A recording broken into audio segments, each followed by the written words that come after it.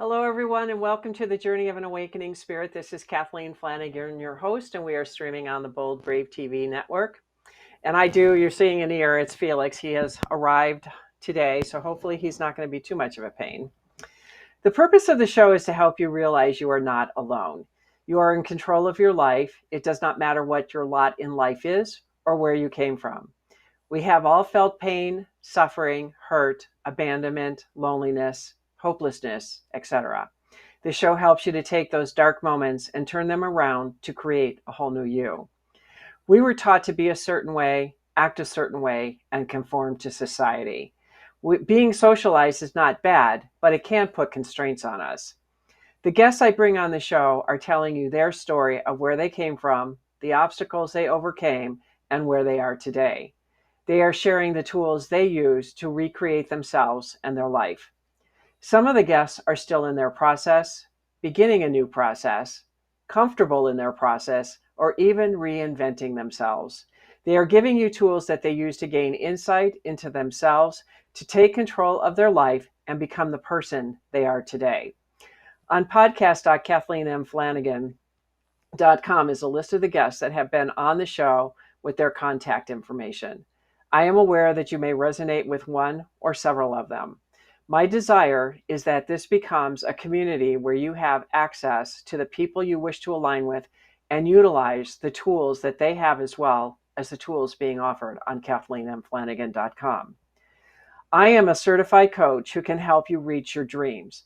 I help you learn how to rely on and believe in your unlimited potential and power. I already know what you've experienced flashes of insight. I already know that you've experienced flashes of intuitive knowledge and big thinking that has you wondering just how far could you go if you can fly. I'm here to help you stir up that innate knowing and self-trust already instilled deep in your soul. I help you to forge forward when the old you would rather give up and turn back. AwakeningSpirit.com is an aromatherapy-based body care line that offers alternative healing remedies that use natural and organic ingredients. We are offering a 40% discount by entering Brave TV into the coupon code.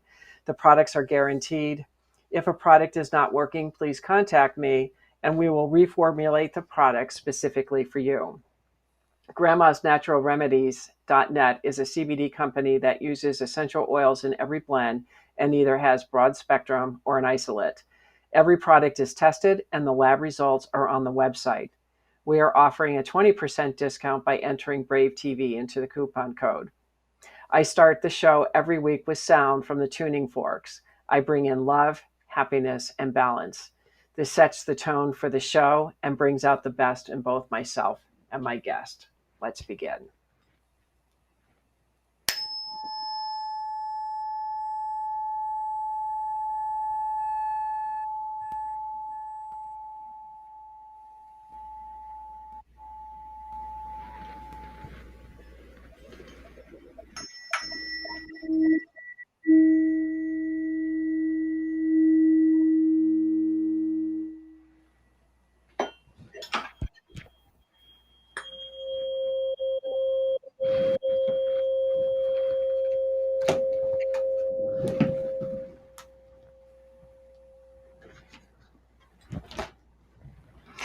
I have Alison Smith here with us today, and she has 23 years experience as a coach and speaker. Her podcast, Landscaping Your Life, is about getting back on track when you're stuck and can't see the wood for the trees. Alison lives in Scotland. She loves going out for walks, open water, swimming, reading, writing, and nature. Welcome, Alison. Thanks for having me. You're welcome. So, Alison, tell me a little bit. What time is it over there in Scotland, and what's your weather like over there? We've got snow. It's about an inch. And yeah, it's 9 o'clock at night. I got the Okay. timing wrong. I thought it was going to be a bit earlier, so it's 9 o'clock. So yeah, I'll be going to bed immediately after this. Okay. Well, I appreciate that you came on the show, I mean, we're in deep freezes over here in the States. The States are really going under some serious weather from El Nino. So that's why I was curious of what's happening overseas with our weather. So tell us a little bit about your journey of becoming an awakening spirit. I always say I was completely asleep until my husband left our marriage. And then I realized that there was more to me than I'd thought beforehand. I was sort of, I suppose, very reactive, not at all proactive, didn't think about anything. So I suppose that whole, oh my God, this was a bit of a shock. I thought, I expected him to be there forever, I suppose. And so I sort of dived into neuro-linguistic programming, and from then did some shamanic stuff and some Peruvian stuff and crystals, and yeah, I suppose it's all been uphill since then, really. And that was, oh crikey, late 90s. So how have you used those tools to reinvent yourself as far as in your career, that type of thing? Because I know you have a real different spin on what you do. And I'd like for you to go a little bit more in depth with the tools that you use and then how you chose to take them into the corporate world that you're using and how those metaphors came about and that type of thing. Yeah, it all started in the sort of mid-90s, and I'm professional procurement purchaser by profession, originally, and we would try. I don't know if your listeners can relate, but if anybody's in business and they think, well, somebody's going to try and persuade you that supplier management is interesting, most people go, nah, it's not interesting, Alison, and that's what we were getting with the managers. And but we needed them to pay attention, and I suppose intuitively used the metaphor of gardening. And so it's that whole, well, a garden needs pruning, it needs mowing, weeding, feeding. We need to think about where we plant the suppliers. And as soon as we said to the managers who were really ignoring us about supplier management, as soon as we said, but the suppliers are no different to the plants we're talking about in the garden, it's as if the light bulbs went on. And so for me, that was my first experience of how profound metaphor is at being able to talk to people about things they have no awareness of, because metaphors are about patterns. People could see the patterns in gardening, and all I had to do was say, those patterns apply to supplier management, and they all went, oh, yeah, well, we've got lots of wheat suppliers that are like weeds, and yes, we've got a supplier that's in the wrong place. So that's where it started. And then I realised that, if I expand the metaphor, and it's not just gardening and it's landscapes generally, and if it's not just supplier management but life, then that's where landscaping your life came from, in terms of using nature as a metaphor for our lives to find resolution and different perspectives. And there's two reasons that it went in business. One was, I suppose I continued using metaphor because I'm an awkward so-and-so, and so I don't like to be told what to do. So, the thing was that I'm there, wanting to go on a journey, and people have got lots of great ideas, and I'm, la, la, la, la, la, don't want to hear. But as soon as you talk metaphor to me, it's as if the doors really do open. It's like my logic will run rings around. It'll resist change. It's like, no, logic believes that, if I think I'm stuck, then I'm stuck. And logic will defend my belief in my stuckness. And so what I had to do really, in order to grow and I suppose, develop, was find a way out of my logic's little, shenanigans, really. And metaphor was the way for me, because it talks to a different part of me and it bypasses my logic and it talks to an inner wisdom. And so I realized, well, if it talks to my inner wisdom, I wonder whether it talks to other people's inner wisdom. Oh, yes. And so that's what happened. And what I was really lucky about was whilst I was doing the NLP practitioner, the master practitioner, the trainer training, and all this other training, our organization merged with another organization, and my boss basically said, "Oh, you can put that coaching to good, effect. You're the team coach." And so I was able to use everything I was talking about in bringing our teams together, in resolving communication problems and relationship problems. And so, if people joined the department, they'd go, "Oh, if you've got a problem, go and see Alison." So I was really lucky that I wasn't having to sell my service. It's like people came to me. And this all just from just working in the corporate environment, and just when you saw problems, you just came up with a metaphor for them to help them go further inside of themselves. Yeah, I mean, what I realised was that, and I suppose it's taken a while. So originally I'd just say, "Let's go for a walk." And I'd say, "What part of this landscape represents the problem that we're talking about?" What I've then subsequently observed is when we're stuck, we use idioms in our language because we don't really want to spend the next hour telling somebody how we feel. We're going to say, "I'm stuck in a rut." And just saying those words, people understand what we mean. And it's more than those words. It's that metaphor contains a lot more information. So we're conveying how we're feeling without spending loads of time saying it.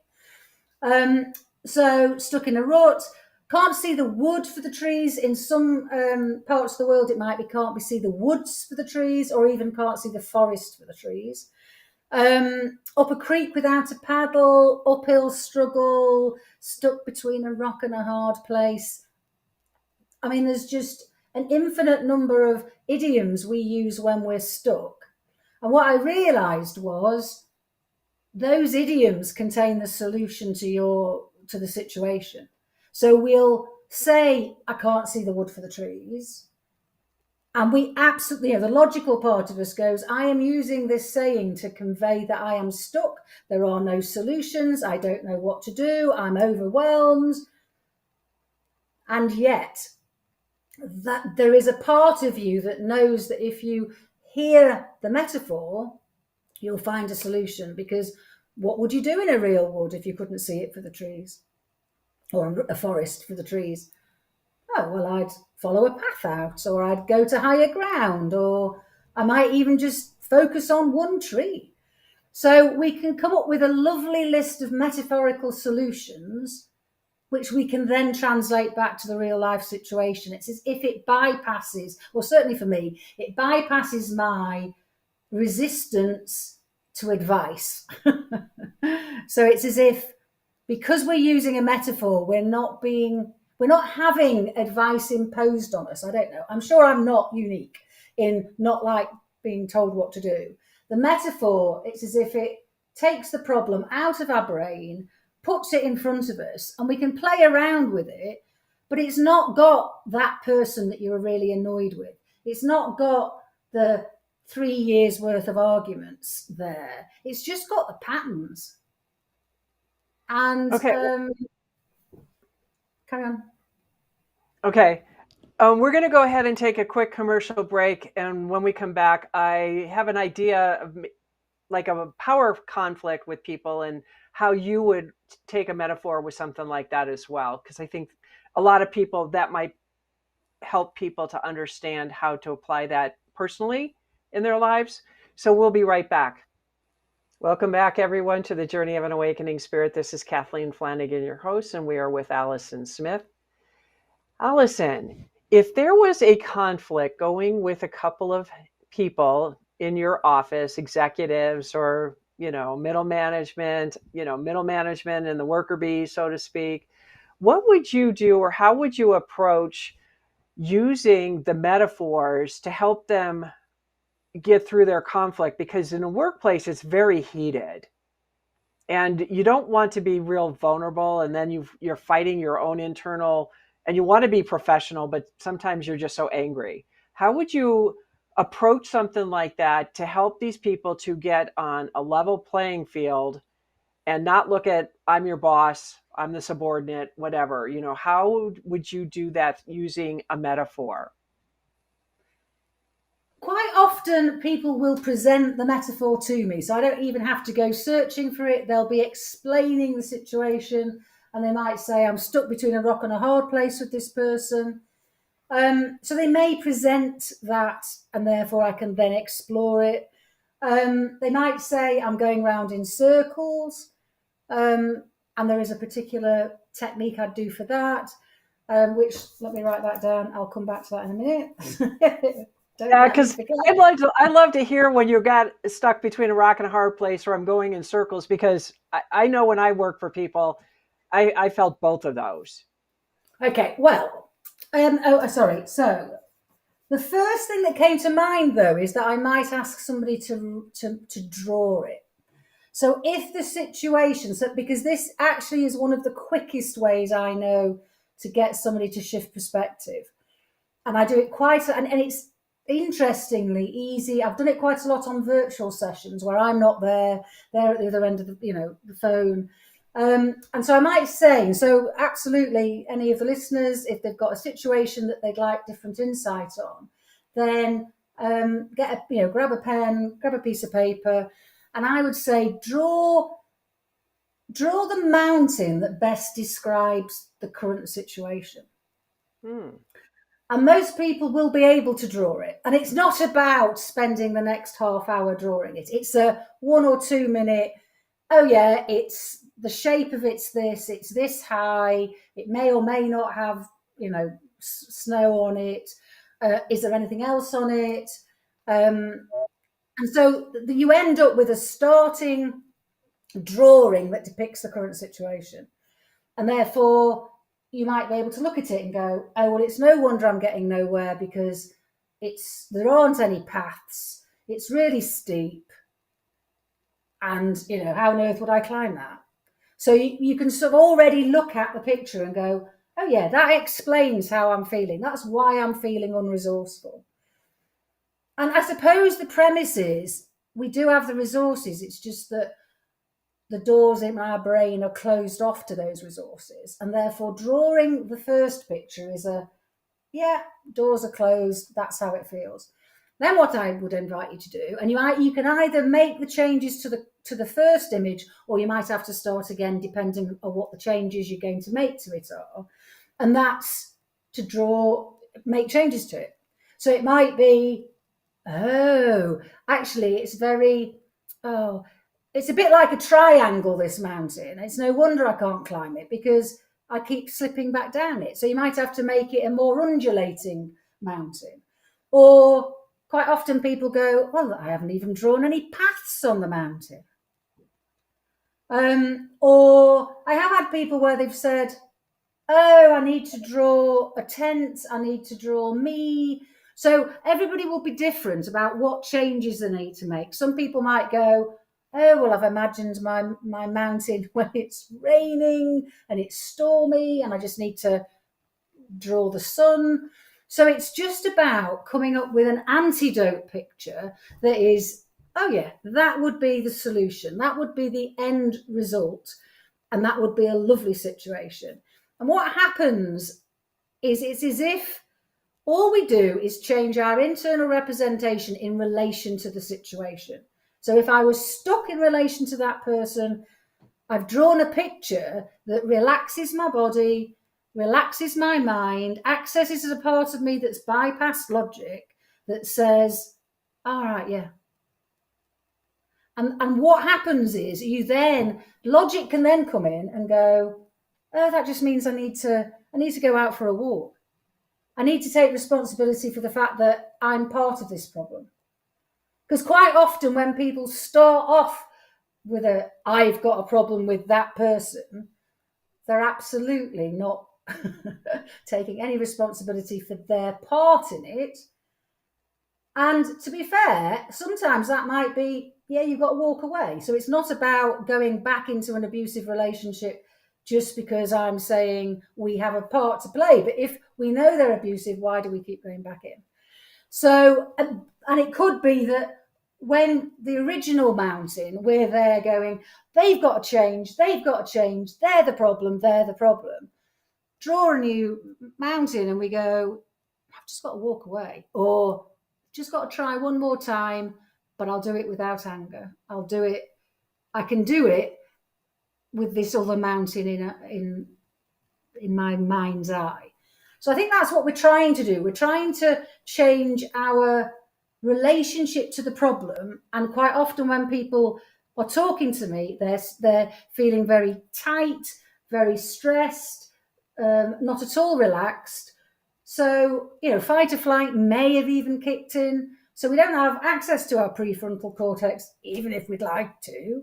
So there's an element of what can we do to be more relaxed and open, and then the solutions come in. Is what happens. So that's one way that if two people were having a problem, I'd say, and I wouldn't necessarily always get them to do it together. I'd say, you go, I'd speak to them individually and get them to draw and see what they, to see what they were able to do in terms of changing their relationship to the situation. Interestingly, on A Rock and a Hard Place, one of my episodes of my, what I did in my second and third series of my podcast is I will take a saying that we use when we're stuck out into nature. So treading water, I went to the beach, I was there in the water, treading water and seeing what solutions might appear if we're treading water. So Rock and a Hard Place, I had to go and find a situation that felt like a rock and a hard place. And then the idea is you find the situation, obviously keeping safe. That was one of my more precarious, but nevertheless, it still is about keeping safe. And then once I'm in the situation, so whether it's I can't see the wood for the trees, or a rock and a hard place, or an uphill struggle, or whatever, it's just noticing what are the patterns. So the rock and the hard place is quite often we've walked into it, so we could be able to walk out of it. But the biggest aha for me on that day in relation to a problem that I was thinking about was I was focusing on the 350 degrees of rock rather than the 10 degrees of not rock.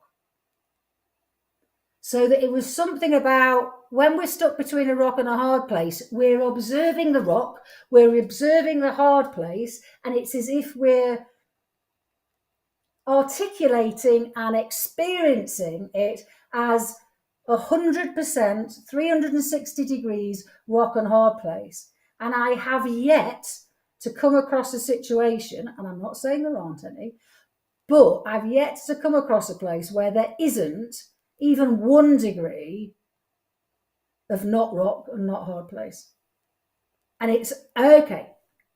So it's not easy, but there's that 1 degree. So let me focus on that 1 degree rather than, I went out and did a podcast recording this morning, and I was looking at the sea wall and going, well, I feel very enclosed. I'm feeling very sort of imposed upon. I'm feeling very, sort of heavy, shoulders down, achy shoulders. But as soon as I turned around and looked to the openness, then that disappeared. And I think that's what happens in situations, that we're looking at the problem rather than looking at the solution. And when we're looking at the problem, quite understandably, we get ourselves upset. I can see that. I remember when I was, I guess, 17 years old, somewhere in there, I had gone into a drug rehab, and we did this meditation that the owner had done to help us like look at where we're at, because when you're on drugs and you're 17, you don't know anything anyways, and the world is against you, and all the lovely things that we decide the world is at 17, which is totally unrealistic. I remember this, there was part of the meditation, especially when it's the first time you go through it, you really don't know what you're doing. And there was a point, I think it asked about my father in this. There were two things that happened. First of all, it was we're given a hat, and what do you do with the hat? Well, I threw it away. Well, that was representative of my father. So a lot of people put the hat on and brought them in their life, and I threw mine away. So that said something there. And then the other thing is there was, I think they asked something along the lines about if there's a conflict in your life. And I'm up against a wall, and I mean, this wall went off into affinity, literally went off into affinity. It was like 10 miles thick. It was everything. And it was like, well, just go find a way to either climb it or do something else. Well, I went around it. That was the only thing I knew to do at that point, was somehow I found the edge and went around it. And because of that, and this again had to deal with my father, because it was going to be an insurmountable problem the rest of my life dealing with my father. And I chose not to deal with it. I figured I'm just going to go around it. I'm going to live my life, and I'm not going to have this man around me in my life. And that's exactly what happened in my life. And every time he did show up, it was nothing but problems, and I got rid of them. And I yelled at every single family member that ever gave my father my contact information, because when I said I don't want that man in my life, I meant I don't want that man in my life. And there was a reason for it. So that was the main thing. And then I remember years later, I was sitting in my living room, and the Archangel Ariel had come in, and I didn't know her name yet, but she had come in and she helped me to understand my father, because now I'm in my 40s, and it's a lifetime of working through forgiveness and what was the purpose of this horrible man being in my life. And she just literally showed me what the purpose was. And I was able to forgive him, because I had spent many, many years trying to forgive him, because I never wanted to come back and deal with this man ever again. I wanted to be released from him. But I knew that my intense anger would keep me there. And so I was always looking for ways to forgive him. So, I mean, going around a situation's one thing, but that doesn't always address the issue. So that was why when you said this, I was thinking of that wall. And yeah, I did go around, and I still dealt with the issue, but I dealt with it the way I could handle it at the time, because this was a big, insurmountable type of event and person to deal with, because he's your father. And there's so much garbage wrapped around your parents anyways. And so feeling that I had to do something along those lines was, I mean, what a gift, because I didn't even realize at 17 what I was doing at that point. And yet here I am doing this. But we're going to go take a quick commercial break. And when we come back, I'd love to get some feedback on what I just said. Welcome back, everyone, to the Journey of an Awakening Spirit. This is Kathleen Flanagan, your host, and we are streaming on the Bold Brave TV network, and we have Alison Smith in the room with us today. Alison, tell me, what would you think? I mean, what I just told you prior to the break, what would you, I mean, what would be your opinion on that, as far as using a metaphor, that type of thing? Would that be something that you would do with people as well?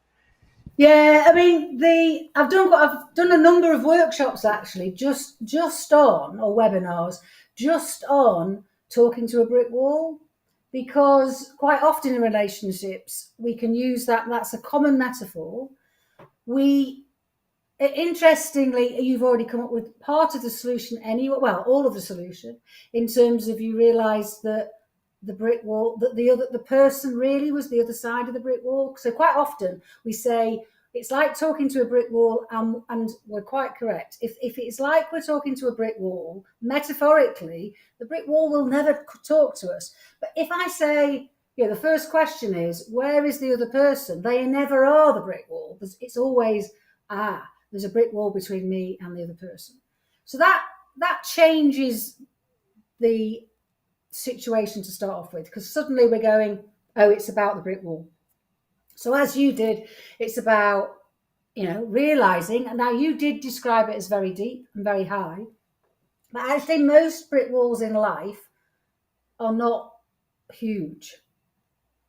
So there's also something about brick walls having an end, having a top, having a bottom, having a side somehow. So exactly as you say, most times the solution is, how do I get over the brick wall? How do I get through the brick wall? How do I get around the brick wall? Do I want to? I mean, so one of the situations that, well, when I wrote the poem, which I can't find the notes of currently, but when I wrote the poem about a brick wall, I realised that, and when I did the first workshop, I realised there are times when the brick wall is being built for a reason, and we do not want to do anything other than stay our side of the brick wall, and they can stay on theirs. So it is about going, am I happy with the situation, either of us, either side of the brick wall? If not, then yeah, what are the solutions to getting through it, over it, round it, etc. And then it's just about then applying those, thinking about that. But I think what happens is, as soon as you start going, oh, I could get a ladder up it, I could put a wall in it, I could climb it, I could climb a tree that's along the side of it and do it, then we're already shifting our perspective with respect to that other person. And we undoubtedly then would be coming up with different solutions with respect to them or our I think, relationship. yeah, I had an insight when you were talking as far as having a brick wall between me and my father, and that's exactly what I wanted. I created that brick wall. I literally created it just by, when you said that, it's like, oh my God, I did this because I didn't want this man in my life. That's why it was so insurmountable and so thick and so wide. But I still had to deal with the issue, whatever that issue was, which I know what it is. But I had to still deal with it. But I dealt with it when I was older and more mature, and I had a little bit more understanding about life in general. Because at 17 years old, you don't know anything. No. And life experiences has a way of teaching you that. And so that was a beautiful gift I gave myself, because it was my way of protecting myself from a very evil man. I mean, he was a very evil man. I had to protect myself. And that was the only way I knew how to do it. So yeah, I mean, I never even thought of that I created it like that. So thank you for that, saying what you said to allow me to see that. Yeah, it was quite powerful when I wrote the poem, because I thought that the workshop was all about demolishing brick walls for people, and then it became quite apparent that that would be unhelpful and downright wrong, really. So it was about saying, you've got to be sure that you want the brick wall to be down, and if it's there for protection, for safety, because if you think about why are brick walls, most brick walls in the world out there in nature are there for a reason. We don't just build a brick wall for no reason.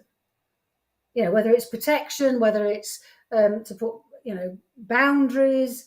But we're not normally running along, driving along a road and suddenly find a brick wall that we weren't expecting. So they are there quite often for a reason. And yeah, you're right. It's the timing of, the other interesting thing, though, is quite often most people listening will have never, ever built a real brick wall. So we might have built metaphorical ones, but most of us haven't built real brick walls. So the brick walls in our life are there because we've positioned ourselves in relation to the brick wall.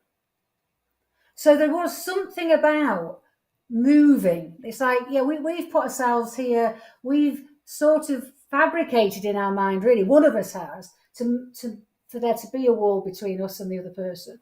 And therefore, sometimes it's just about, all I have to do is move, and that wall is no longer between me and the other person. But I think the thing is that people listening will all have different relationships to different people and have different walls and be able to go, oh, you know what? Yeah, actually, it's a balloon wall, and I can just go and pop it. It's not Well, really made of bricks. I'm calling it a brick wall, but really it's lots of balloons. well, and I have to tell you, because this brick wall has always been part of my life in a way, not that I ever paid much attention to it, but I could be driving in the mountains, and all of a sudden there's a wall of mountains right in front of me. And it's like I'm Oh, going straight to the mountain, and it's like, oh my God, it's like, and it spans like the whole peripheral vision, right? And you just see it, and you know that the road's going to change and go around it, which is exactly what I did. So it's another metaphor in my life. But when I see a wall of mountain in front of me, and I've seen quite a few different types of walls of mountain in front of me, and it's like, okay, what's showing up for you in your life? Because this is an obstacle that's coming. You can see that you can get over it, but going straight ahead into it is not an option. So what are you going to do? What is coming up for you now, today, that you need to look at so you can shift whatever the perspective is? And there is always something. There's always something when that wall comes up, and I go back and I reflect. I'm like, well, yeah, I'm kind of struggling with this right now. And then I start thinking about, well, what can I do? And then the road starts to curve. And then I'm like over it. It's the funniest thing because I pay attention to some of the weirdest things. I think people would think I was crazy. Well, I am I do crazy, that all but the time. I do I that know, all the but time. most people don't talk like that. People don't talk like that, and they don't think like that. And here I am. I'm driving along, and I'm like, oh, wow, what's that animal meaning over here on the end? Oh, I'm watching this. You go in and you see wildlife doing things. They're giving you messages. It's just, what is the message? What does the message mean to you? What do you need to get from what you're visioning right now? I do that Well, all the and that's time. I always look to nature. that is the whole premise of landscaping your life, in that if you take a problem on a walk, you will notice the patterns that relate to to the issue. And I can go to the same wood or the same beach and take a different problem, and I'll just notice completely different things. Today, a friend had asked me to do something on grief, and I found myself at a completely different part of the beach that I'm never at normally, and it was just perfect. But I didn't logically choose it. I just went, okay, I've said that I'll see if I can do it, and thought, oh, that's interesting. How have I got here? Oh, this is, and then yeah, it was quite interesting. I found it interesting anyway. So that's why I love doing landscaping and life walks with people. Can do them remotely. I can be in my office and they're walking around, I don't know, LA or Florida, recent ones. And yeah, it's really interesting about because I'll go, oh, that's interesting. That's the pattern that keeps recurring on this walk. So it's the recurring patterns. But the other thing is if somebody wants to turn a corner in life, then go and find a corner to turn in nature and just notice what you notice, because it never fails to amaze me, the insight from doing that. Yeah. Even after 23 years, it's that whole, and every time I think, well, perhaps this time it's not going to work. And especially if it's like you think, oh, well, I know what's going to happen when I go around this corner, and you don't, because it's a new situation, it's a new corner, and something else will happen. Either the sun will come out, or there'll be something there that you weren't expecting. It's like, oh, of course. That's Yeah. what I need. That's what I need to recognize in respect to this situation. Good. So, what is one piece of advice you would offer our audience to help them move into a different direction to achieve their dreams or become a better person?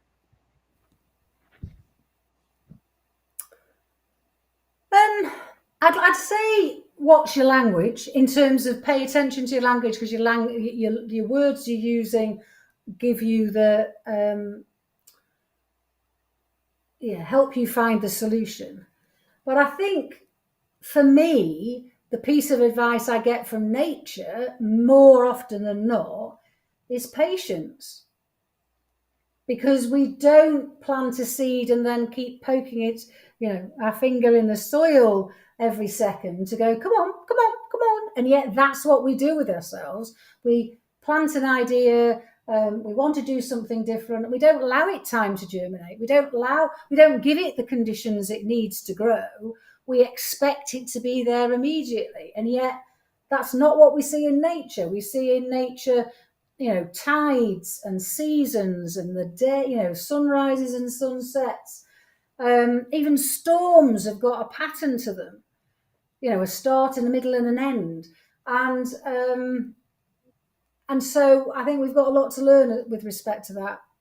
because we just expect everything to happen and sometimes give up too quickly. I think, interestingly, one of the things that I all found when I was uphill struggle, well, in fact, in a lot of the sayings, is that I find myself saying, but that the hard work wasn't as long as I thought it to be.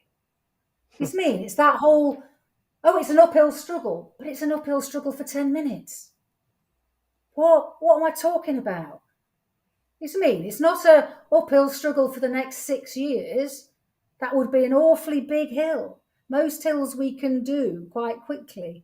So I think it is that getting some perspective, which again is what we get when we go out into nature, because there's 360 degrees worth of perspective, and quite often in our lives we're only looking at that 10% of the directions and thinking that's the situation.